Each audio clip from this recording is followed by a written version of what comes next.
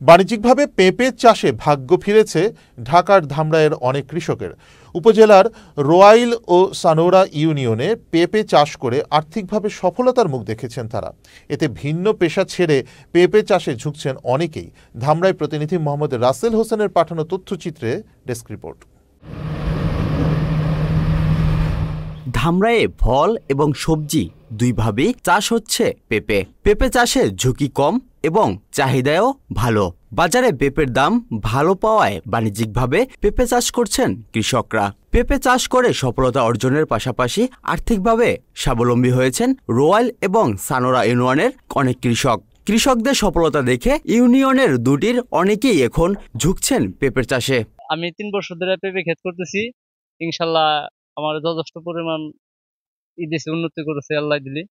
আমি ভালো পয়সা পাইছি। খরচ কম, লাভবান ভালো, ফসলও ভালো, কষ্ট কম, পরিশ্রম কম। এটার মধ্যে আমরা কার্তিক মাসে গাজর বুনি, গাজরের মধ্যে পেঁপে দিই। আমার এলাকায় আপনার সকলেই পেঁপে চাষ শুরু করছে, লাভজনক হওয়ায় আমি পাশাপাশি আমার নিজের জমিতে পেঁপে চাষ শুরু করছি। এতে আপনার ব্যয় কম, শ্রমিক খরচ কম, আয় বেশি। উপজেলা কৃষি অফিস জানিয়েছে, পেঁপে চাষে সফল হওয়ার ব্যাপারে কৃষকদের সার্বক্ষণিক পরামর্শ দেওয়া হচ্ছে।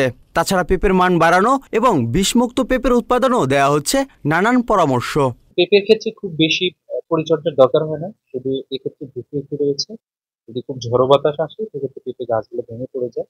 আমরা কৃষকদেরকে পরামর্শ দিচ্ছি এবং সাথে সাথে তারা কিভাবে জৈব বালাইনাশক ব্যবহার করে বিষমুক্ত পেঁপে উৎপাদন করতে পারে এবং পেঁপের কোয়ালিটি, গুণগত মান যেন অনেক ভালো হয়, যাতে তারা এক্সপোর্ট করতে পারে, সেই দিকটা নিয়ে আমরা এখন চিন্তা করছি।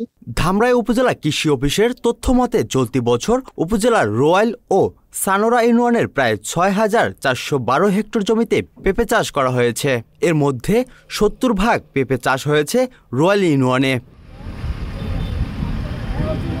Mishu Howlader, channel S news desk.